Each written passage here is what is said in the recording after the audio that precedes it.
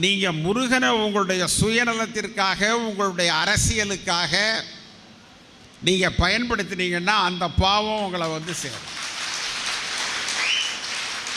கடவுளை கடவுளாக மட்டும் பாருங்கள். கடவுளுக்கு உங்களுடைய பாதுகாப்பு தேவையில்லை. எந்த ஊர்லேயும் கடவுளுக்கு இவர்களுடைய பாதுகாப்பு தேவையில்லை. இந்து மதத்திற்கு இவர்களுடைய பாதுகாப்பு தேவையில்லை. நான் இன்றைக்கும் சொல்கிறேன், உங்களுக்கு ஒன்றை நல்லா புரிஞ்சுங்க.